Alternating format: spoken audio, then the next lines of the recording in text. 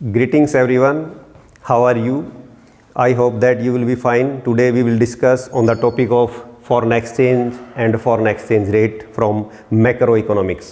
तो सबसे पहले हमें फॉरेन एक्सचेंज का पता होना चाहिए। फॉरेन एक्सचेंज यानी कि विदेशी विनिमय यानी विदेशी करेंसी, जो विभिन्न देशों की अलग अलग मुद्राएं होती हैं, करेंसीज होती हैं, उनको फॉरेन एक्सचेंज कहा जाता है, विदेशी करेंसी कहा जाता है। अब आते हैं फॉरेन एक्सचेंज रेट के ऊपर। विदेशी विनिमय दर, विदेशी विनिमय दर क्या है, पहले इसका मीनिंग समझना होगा।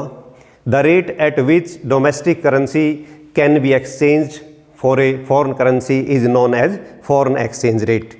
यानी कि जब हम किसी एक देश की करेंसी को दूसरे देश की करेंसी में एक्सचेंज करते हैं तो उसको जिस दर के ऊपर वो किया जाता है, इसी दर को विदेशी विनिमय दर कहा जाता है।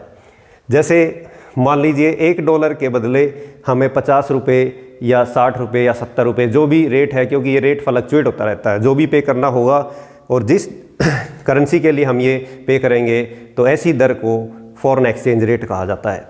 अब आते हैं फॉरेन करेंसीज का स्टॉक। जैसे भारत में फॉरेन करेंसीज का स्टॉक रिजर्व बैंक के पास होता है। अगर फॉरेन करेंसीज के स्टॉक की वैल्यू को मेजर करना है तो सबसे पहले विभिन्न करेंसीज को हमें डॉलर में कन्वर्ट करना होगा और फिर उनके स्टॉक को, उनकी वैल्यू को मापा जा सकता है, उनकी वैल्यू की कीमत को मापा जा सकता है। अब आते हैं टाइप्स ऑफ एक्सचेंज रेट। जो विदेशी विनिमय दर है वो दो तरह की होती है, flexible exchange rate and fixed exchange rate.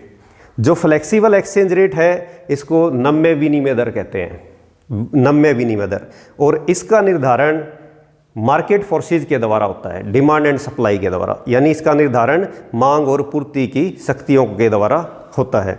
इसको फ्री एक्सचेंज रेट भी कहा जाता है, क्योंकि जो मार्केट फोर्सेज है, डिमांड एंड सप्लाई, वो फॉरेन एक्सचेंज मार्केट में फ्रीली एक्ट करती हैं। और फिक्स्ड एक्सचेंज रेट है, इसका निर्धारण सरकार के द्वारा किया जाता है। अब आते हैं determination of foreign exchange rate, यानी कि जो विदेशी विनिमय दर है उसका निर्धारण कैसे होता है। इसके लिए अभी हमने बताया था कि इसका निर्धारण बाजार शक्तियों के द्वारा होता है, यानी मांग और पूर्ति की शक्तियों के द्वारा। जैसे कमोडिटी मार्केट में डिमांड एंड सप्लाई के द्वारा कमोडिटीज़ के प्राइस फिक्स होते हैं, उसी तरह यदि हम फ्लेक्सिबल एक्सचेंज रेट की बात करें तो इसका निर्धारण मार्केट फोर्सेज के द्वारा, यानी मांग और पूर्ति की शक्तियों के द्वारा किया जाता है। अब हम इसमें डिमांड और सप्लाई कर्व के माध्यम से इसको समझ सकते हैं। सबसे पहले लेते हैं डिमांड फॉर फॉरेन एक्सचेंज, यानी फॉरेन एक्सचेंज की डिमांड, विदेशी करेंसी की मांग किस तरह से होती है। इसमें हमने एक डायग्राम लिया है जिसमें एक्स एक्सिस के ऊपर demand for foreign exchange and y axis के ऊपर रेट ऑफ एक्सचेंज को लिया गया है। इसमें सपोज कीजिए प्रारंभ में जब एक्सचेंज रेट OR1 है तो वहाँ पर फॉरेन करेंसी की डिमांड की जाती है $200 मिलियन। ये मिलियन डॉलर में लिया है हमने। तो जब OR1 है तो डिमांड होती है ON के बराबर, यानी $200 मिलियन। और जब ये फॉरेन एक्सचेंज रेट बढ़ जाता है, OR1 से OR2 हो जाता है, इसका मतलब कीमत बढ़ गई। कीमत बढ़ने से क्या होगा, डिमांड कम की जाएगी। यहाँ पर जो फॉरेन करेंसी की यानी US डॉलर की डिमांड है वो $200 मिलियन से कम होके $100 मिलियन रह जाती है।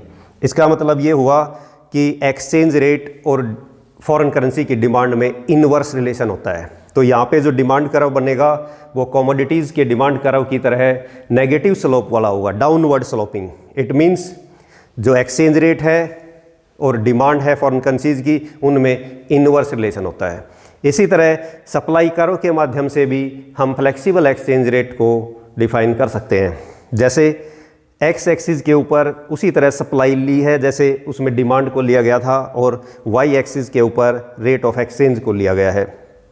जैसे कमोडिटीज़ में, कमोडिटीज़ के केस में सप्लाई कर्व बनता है तो वहाँ पर प्राइस और सप्लाई में पॉजिटिव यानी कि डायरेक्ट रिलेशन होता है। इसी तरह यहाँ पे भी एक्सचेंज रेट और सप्लाई ऑफ फॉरेन एक्सचेंज में डायरेक्ट रिलेशन है, यानी कि अगर फॉरेन एक्सचेंज बढ़ेगा, जैसे OR1 से OR2 हो जाता है, तो सप्लाई OM से बढ़ के ON हो जाती है, यानी $100 मिलियन से $200 मिलियन हो जाती है।